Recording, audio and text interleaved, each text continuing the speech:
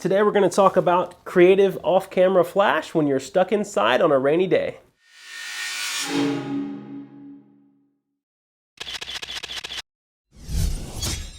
Hello everybody, my name is Eric Marks with FindingMiddle-earth.com, and today I'm going to be doing a video all about off-camera flash. So here in Atlanta, where I live, it has been raining and overcast and tons of pollen everywhere, which gets to my allergies, or else it's been like 90 degrees. So needless to say, the weather's been horrible, mostly rain and overcast, and I just can't go outside and get inspired about making a cool outdoor photograph. I've tried some black and white stuff, it didn't work out very well, and so I've been kind of cooped up inside working on my YouTube channel and my website, and I've been getting a ton of comments on a YouTube video that I made not too long ago, where I was talking all about the Adorama Flashpoint flash Speedlight here. And what I have on the Speedlight I'll talk about in a second, but I got a ton of comments saying that people want to know basically how the flash performs off camera, just like a Nikon SB910 or a Canon 600EX. Is it comparable? Because these things are like $130 or $180 depending on the deal that Adorama is running at the time. And they're great flashes. If you watch my video, you know that I love these guys. Adorama actually just released a new series of these flash called the R2 system, which I'll be doing a video about those soon. They're not out yet, they're just available for pre-order. But I've been reading up on them and I've spoken to Adorama about them, and so I'll be doing a video about those and kind of my predictions on what I think will happen with them, and if I'm going to buy one or not, which I'm sure I'm going to buy a few. I own 3 of these and I love them to death. They're great. So anyway, I got a lot of comments on the video asking me to please do a video of this showing it in use versus just a review. So that's what I'm doing today because I'm bored, it's raining, and there's no better time to get creative with your flash using stuff in your office or in your house than when you're kind of cooped up inside on a rainy day. So let's get started. So today I found just some random stuff around my office. You can use anything in your house, whatever you can find. Obviously by the name of my website and my company, Finding Middle-earth, you can imagine I'm a bit of a Tolkien fan. So I love Lord of the Rings, I love The Hobbit. So I just got a couple of things off of my office bookshelf, which I have this whole like movie memorabilia thing on my bookshelf, and so I got a replica of the One Ring from Lord of the Rings. At least I think it's a replica. Who knows? It might be the actual thing. We don't know. So I got this ring, the One Ring here with the elven writing on it, and then I also have my personal copy of The Hobbit, which this is the one that I never read or barely touch. It's a 1966 first edition print of The Hobbit. It's awesome. It's got the elven writing around the book cover. It's got tons of cool, like very unique graphics on the inside of the book. It's got this really nice leather cover. So love this, needless to say. So I'm going to use this mixed with using this ring and kind of see if we can come up with a cool photograph using this flash. So I'm going to lay this here for a second and put the ring on the book for a second, and we'll talk about what I'm using, because I know there's going to be a million people in the comments asking what I'm using. So let me move this tripod out of the way for a second. All right, so camera, I'm using the Nikon D810, which if you follow me, you know this is my second favorite Nikon camera. Probably my first favorite now, but my first favorite's always been my Nikon D4. I just love the D4. But this is the D810. I love it so much. It takes wonderful photos. On it, I have the Nikkor 105mm macro. It's a 105 prime 2.8, and this is the one with VR. So it's got vibration reduction if you shoot handheld. It gets you an extra couple of stops of exposure and shutter speed to be able to shoot it handheld and get sharp shots. Okay, so let's talk about settings, okay? So, because that's kind of the reason why a lot of people ask me to make this video. They want to know what techniques and what settings I'm using on the flash. So I do apologize if this is a nerdy, like technical video, but this is what a lot of people asked for, so I'm giving it to you. So let's talk about camera settings first before we move on to the flash. When I'm using off-camera flash, I always shoot in manual mode. Why, you may ask? Because if you shoot in aperture priority or auto mode or any kind of semi-auto mode, the camera is always choosing something for you. The camera will choose the aperture or it will choose the shutter speed. And when you're using flash, both of those things dramatically affect how the flash is going to look in your photograph. So I shoot in manual because, just a rule of thumb, if you're not very familiar with off-camera flash, the shutter speed controls the ambient light, which is just the overall lighting of the room here. And then your aperture, or your f-stop, whatever you want to call it, it controls how the flash power is perceived in your photograph. So it doesn't actually control the flash power, like the actual power of the flash unit. It just controls how powerful the flash looks in your photograph.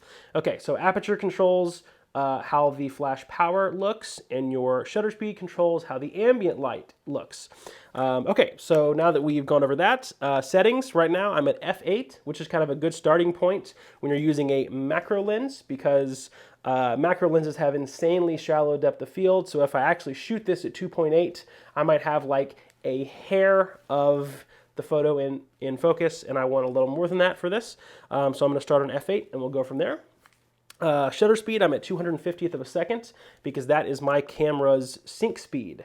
If you want to know what sync speed is, I'll go over that in another video, but it's basically just how fast of a shutter speed you can get while you're using off-camera flash. If you don't know what the sync speed is on your camera, look it up in your manual, and you'll go ahead and set your camera to that. It's probably 200th of a second or 250th like mine.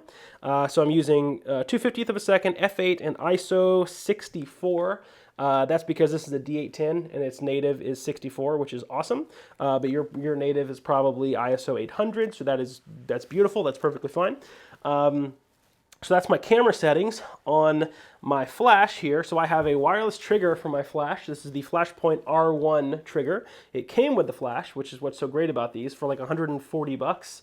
And this right now is set on 1/8 power. It goes all the way up to 1/1, which is full power, and it goes all the way down to 1/128 power, which is very, very low power flash.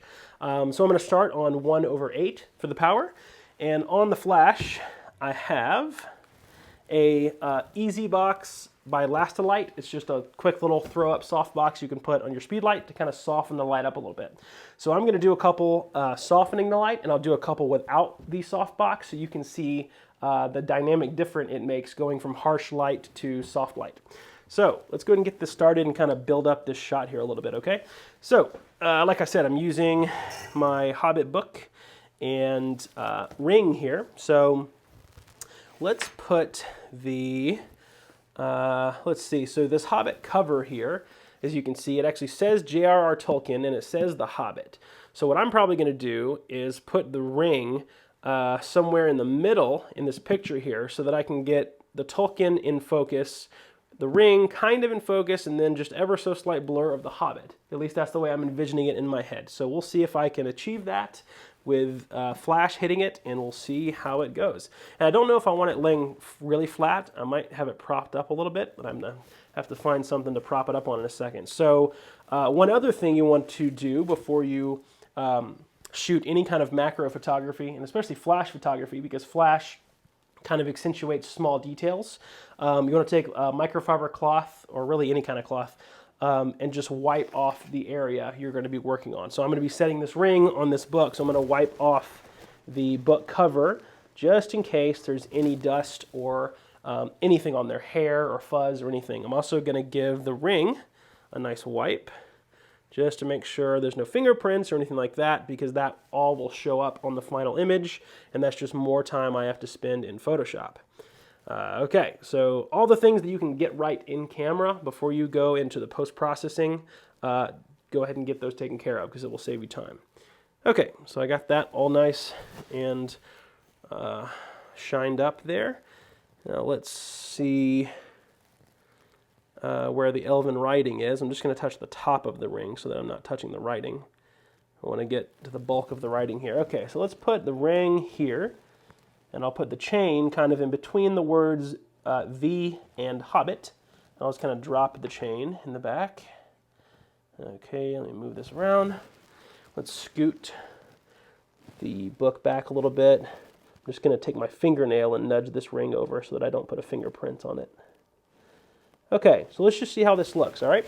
So we're going to take our first shot with the flash here at kind of an angle. So I'm kind of shooting this flash across the corner of the book here, okay? And I'm doing that because that's always kind of a good starting point. It's just kind of, off left or off right. And you can kind of move the flash all the way around if you want to, and, see what kind of, cool results you get with that. And a lot of times if you're on a tripod, which I'm not going to be for this, I'm not going to get too technical and go into the post-processing, but what you can do is if you have a tripod and your camera never moves, you can keep moving the light all the way around the scene and then just blend all of the photos together in Photoshop so that you have, this one flash is lighting the entire thing essentially 360 degrees around the subject.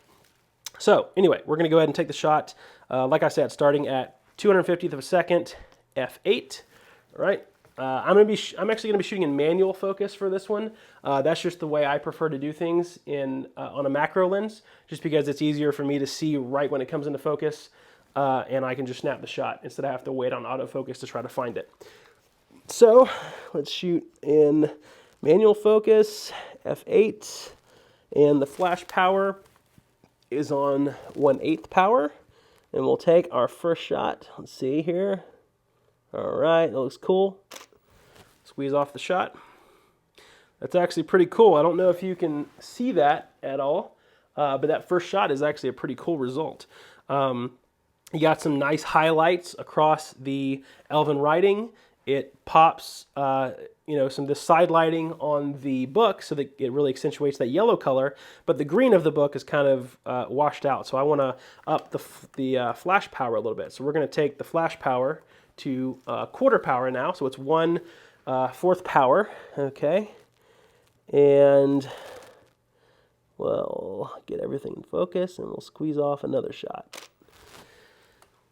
All right, yeah, there we go. So now we're getting some good color in that the green of the book. So I don't know if you can see now, it's a little brighter, okay? And you always want to check your histogram when you're shooting with flash. I'm going to check that real quick. And that's actually perfectly fine because I can see that I'm doing something in the blacks. I'm kind of getting some midtones.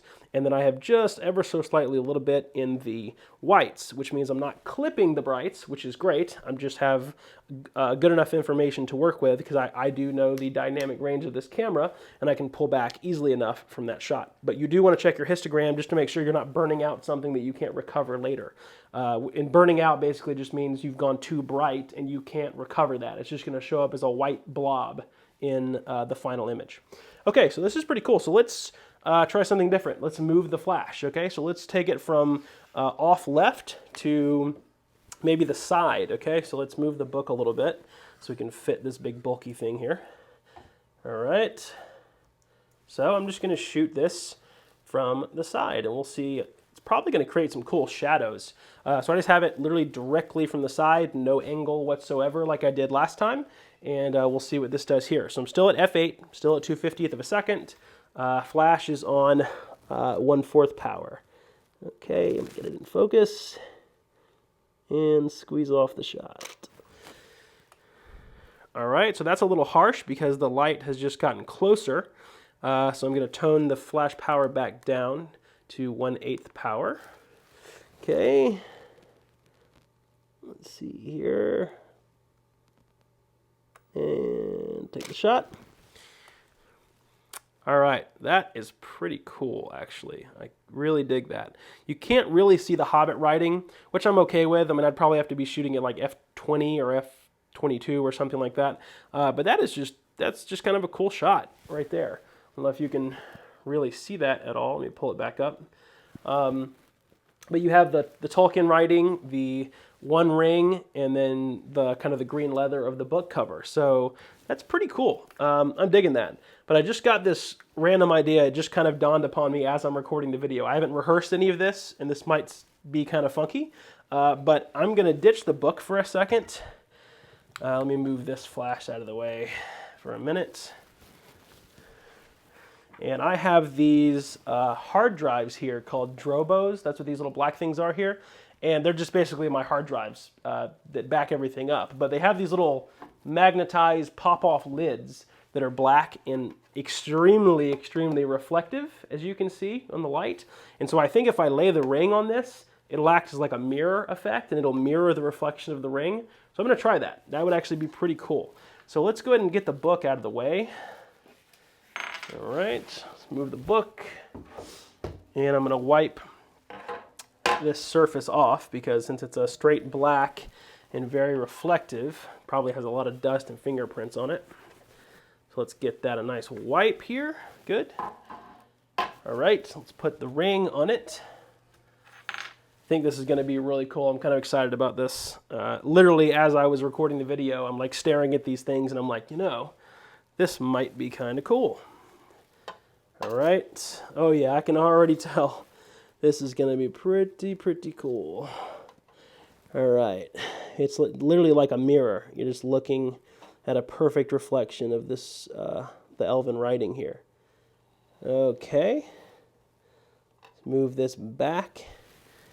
We'll go ahead and take this flash here, and we'll put it back at the angle that we had it at when we were first shooting the book. Okay, and we'll take our first shot. Still at f8, 2/50th of a second, 1/8 power. Oh yeah, this shot is gonna be pretty killer. Okay, let me get everything in focus. Yes, yes please. I don't know if you can see this in all of its glory or not, but that is pretty killer. I love that. That's just so much more simple, less distraction. It really focuses on that ring. So let's take the power of the flash up because I think the black is fooling the camera's meter a little bit. Well, I guess not that it matters because I'm in manual mode, but because it's black, it's kind of soaking up all the light. So I'm going to increase the flash power and see if that's going to kind of kiss the ring a little bit and kind of fill in the shadows of that elven engraving there. So let's take another shot. I'm going to get a little closer this time. Since it's a macro lens, I can focus really close. Let's see what we got. Yeah, that's just really cool. I'm really digging that shot. That's just great. Okay, let's close off the aperture a little bit to get a little more depth of field. So I'm going to take it up to f20, okay? Which means I'm probably going to have to increase the flash power just a little bit. So we'll take that up a little bit. Because remember, when I change my aperture, the larger the aperture number, the less harsh that flash is going to look. So I just took it from f8 to f20, so I'm upping the power of my flash. And we're going to see how this looks from an exposure standpoint, and then we'll go from there.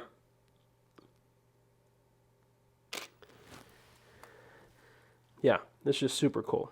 I really like that one. All right, cool. Let's move the light a little bit. Let's move it a little further back and see if we can get kind of a wider spread. Take another one and get in focus.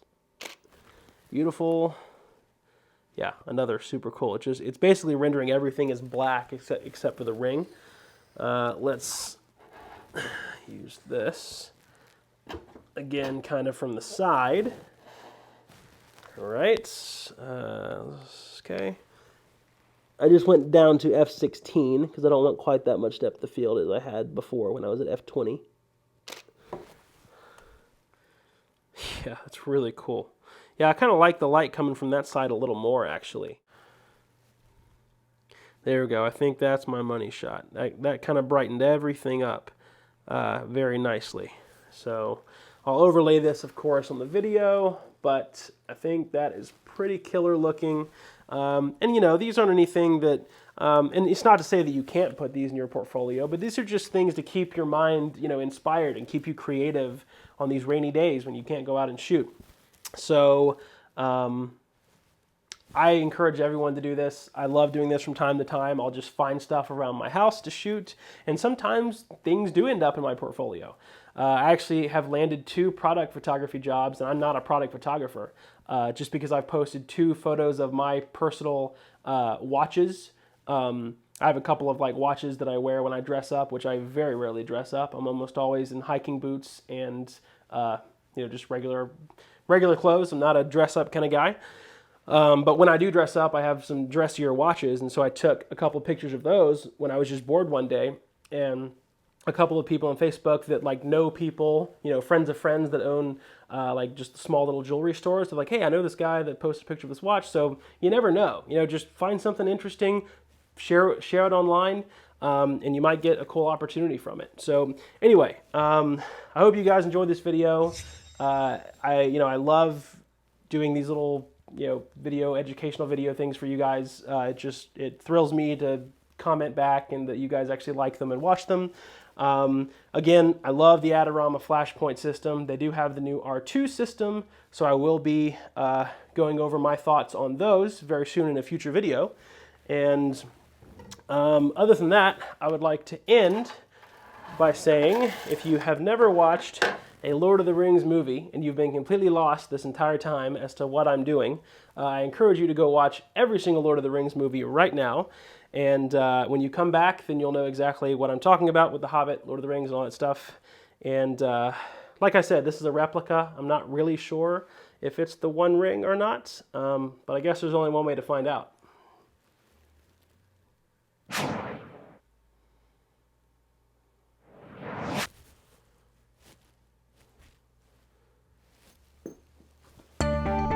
If you would like to stay up to date on all of my latest photography videos and adventures, click the big subscribe button below. And if you would like to find out more about me and how to become a great photographer, visit my website at findingmiddleearth.com.